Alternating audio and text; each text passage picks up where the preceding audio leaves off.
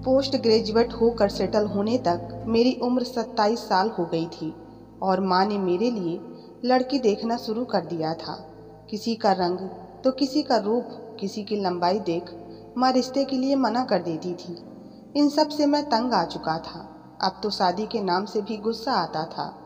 कभी मैं जिस लड़की को पसंद करता वो माँ को पसंद नहीं आती, तो कभी माँ जिस लड़की को पसंद करती वो मुझे पसंद नहीं आती।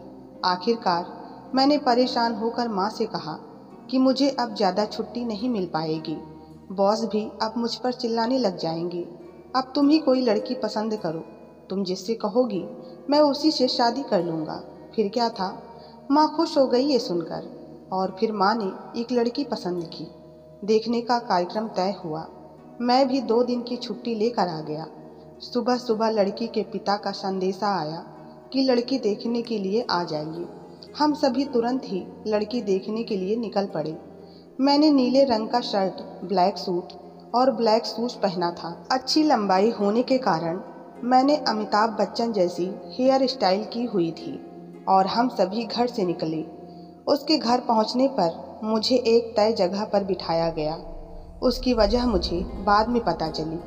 उस लड़की को पहले दादा दादी ने देखा, फिर माँ और पिताजी ने, और फिर मैंने।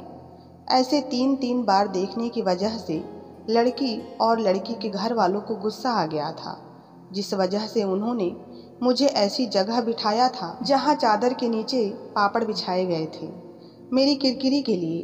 पर मैं इतना भी बुद्धू नहीं था। मैं भी उतनी ही चालाकी के साथ एक किनारे बैठ गया था। मैं घर की बाकी की सजावट देख रहा था कि उतने में एक प्यारी सी आवाज़ मेरे कान पर पड़ी, पानी लीजिए। उतने में मेरा ध्यान भटक गया और सामने देखा तो एक सुंदर लड़की खड़ी थी ट्रे लेकर। मैंने जैसे ही पानी का गिलास उठाया वो तुरंत वहाँ से चली गई।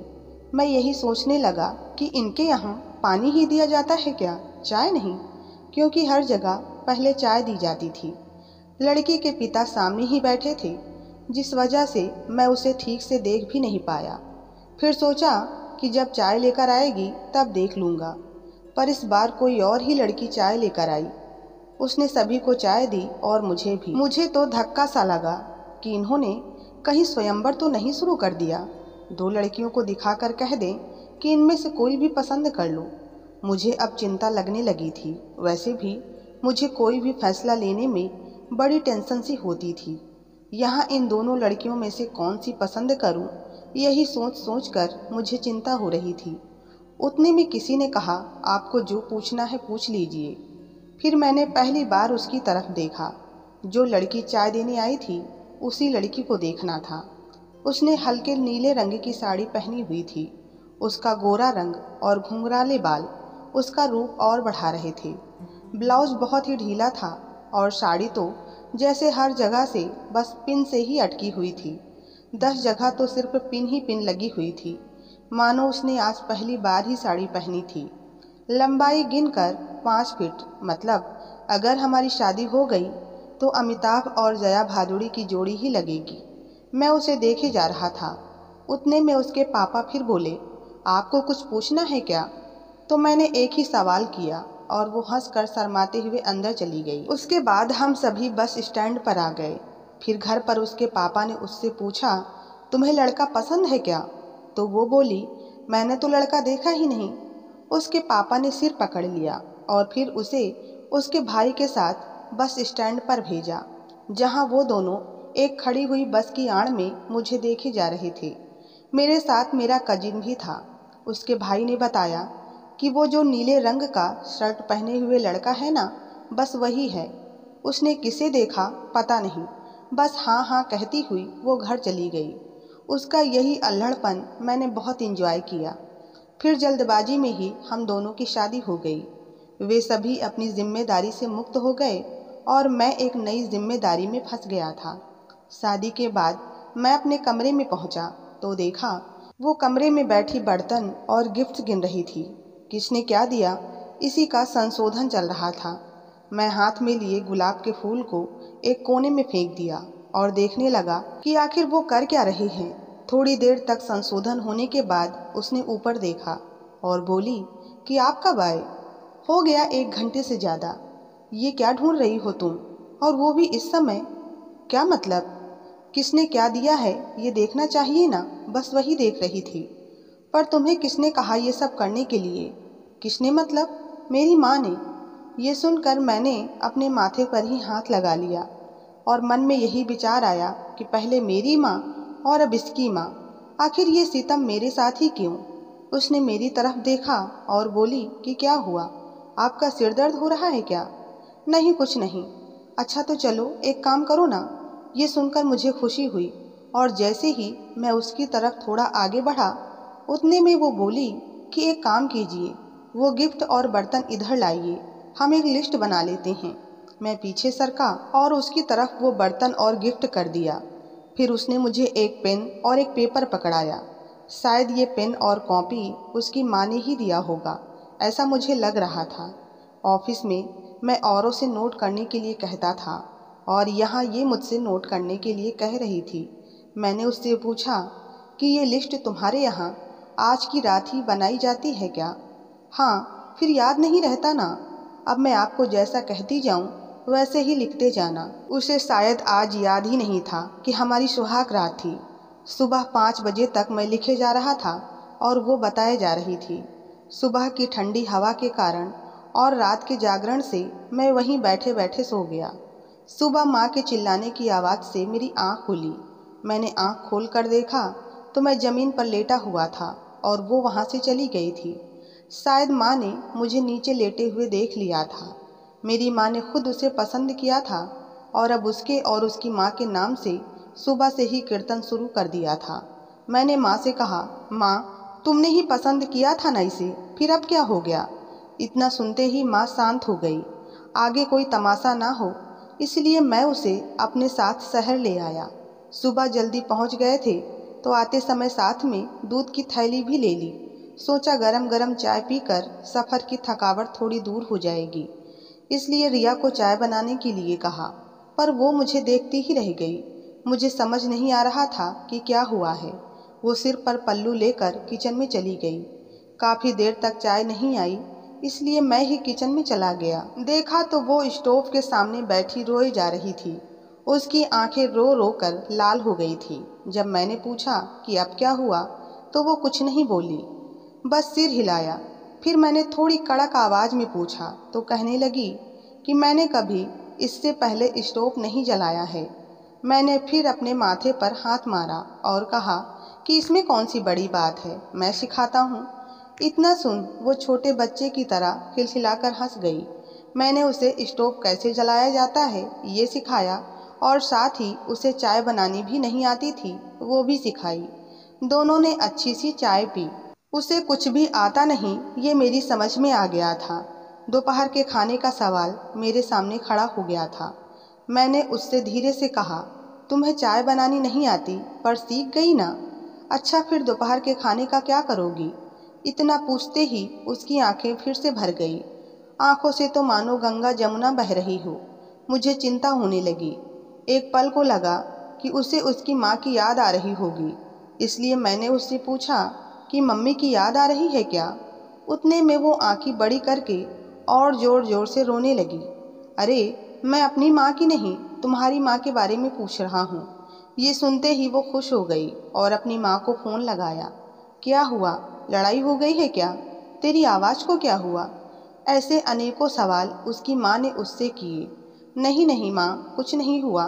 तुमने मुझे कुछ सिखाया ही नहीं, बस पढ़ाई करना सिखाया। रिया की माँ बोली, आ जाएगा धीरे धीरे। तुम्हारी 10वीं की परीक्षा और तुम्हारी शादी, सब कुछ तो एक साथ ही आ गया था, इसलिए सिखाने का वक्त ही नहीं मिला। इस अल्हड़ लड़की को कुछ नहीं आता। मैं वहाँ से उठा और आटा गूंथने किचन में चला गया। धीरे धीरे मैंने उसे बहुत कुछ सिखाया। कुछ तो वो मुझसे सीखी और कुछ उसकी माँ फ़ोन पर बता देती थी। अब मेरी पत्नी खाना बनाना ही क्या बल्कि घर के काम भी अच्छे तरीके से सीख गई थी। यहाँ तक कि पैसों का व्यवहार कैसे किया जाए, कहाँ इन्वेस्ट किया जाए, सब कुछ। आगे अभी उसे और क्या क्या सीखना होगा ये तो बस भगवान ही जानता था। शादी के बाद बिना वजह तांडव करने से ज़्यादा ज़रूरी है एक दूसरे को समझ लेना। इतनी पढ़ी लिखी हुई लड़की को सब्जी रोटी बनाना कोई मुश्किल काम नहीं है, पर आज के समय में लड़कियां पढ़ाई कर रही होती हैं, इसलिए इन सब पर ज़्यादा ध्यान नहीं जा पाता है। और लड़कियां ही क्यों, लड़कों को भी ये सब कुछ आना ही चाहिए। शादी के बाद पत्नी को शहर लेकर आना मतलब एक घर तो चाहिए ही। शहर में नौकरी मिल जाएगी, पर घर मिलना थोड़ा मुश्किल हो जाता है। काफ़ी कोशिशों के बाद एक घर मिल गया था। थोड़ा पुराना था पर ठीक ठाक था। सामान रखने के लिए एक छोटी सी अलमारी थी। 2 कमरों का घर था वो। उस समय मैं जिस संस्था में काम करता था उसके मैनेजर गांव में रहते थे। शनिवार रविवार आते थे और हम शिक्षकों को लेकर मीटिंग करते थे। ये मीटिंग करीब शाम को 7 बजे से रात के 10 साढ़े 10 बजे तक चलती थी। मेरी पत्नी शहर में अकेली थी और अगल बगल भी ज़्यादा कोई नहीं था, जिस वजह से वो अकेले रहने में डरती थी। एक दिन वो घर में अकेली थी और करीब रात के 9 बजे दरवाज़ा बजने की आवाज़ आई।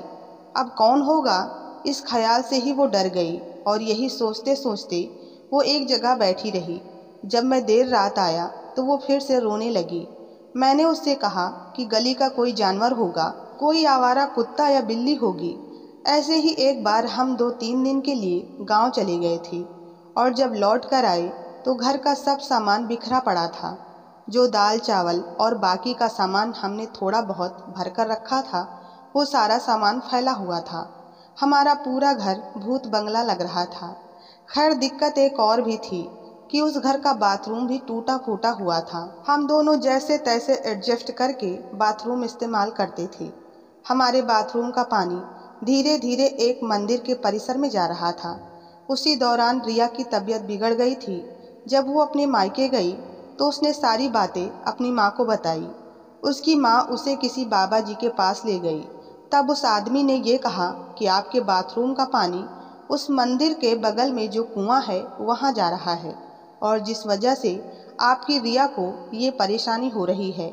मुझे यह सब सुनकर थोड़ी हैरानी भी हुई कि उस आदमी को इतनी दूर की बात कैसे पता। खैर रिया अब ठीक हो गई थी। कुछ समय बाद हमने खुद का घर भी ले लिया, लेकिन इसके लिए रिया ने अपने जेवर तक बेच दिए थे। बाद में आगे की पढ़ाई के लिए रिया ने बीएससी में दाखिला लिया और फिर 3 सालों के लिए हॉस्टल में रहने चली गई। नई नई शादी में हम दोनों को विरह सहन करना पड़ रहा था। उस समय कोई फ़ोन नहीं था, इसलिए हम पत्र लिखकर अपने मन की बात साझा कर लेते थे। उस समय मैंने रिया को बहुत ही सुंदर पत्र लिखे थे। सच कहूँ तो शादी के बाद वे एक तरह के प्रेमी पत्र ही थे।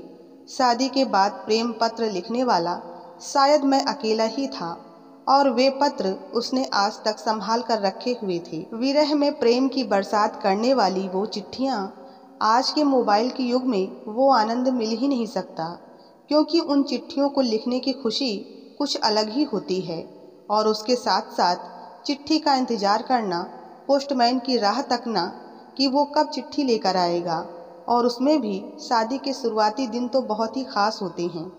आज हमारी रिया डिग्री लेकर वापस आ रही है। मैं बहुत खुश हूँ। शादी के 4 साल बाद भी मुझे ऐसा लग रहा है जैसे आज मैं पहली बार रिया से मिलने वाला हूँ। शाम को ठीक 5 बजे दरवाजे पर दस्तक हुई तो देखा सामने रिया खड़ी थी। पिंक कलर की साड़ी में, बालों में लंबी चोटी, माथे पर सिंदूर और बिंदी के साथ वो एकदम भारतीय नारी लग रही थी। रिया दरवाजे पर ही सबसे पहले मेरे पैर छूने लगी। मैंने तुरंत उसे कंधे से उठाकर अपने गले से लगा लिया। मैंने उसकी गलतियों को शांति और धैर्य के साथ दुरुस्त किया था। एक दूसरे की हर काम में मदद की। कभी वो सब्जी बना लेती तो कभी मैं रोटी बना लेता। ऐसा सहज और सुंदर जीवन हमने जिया।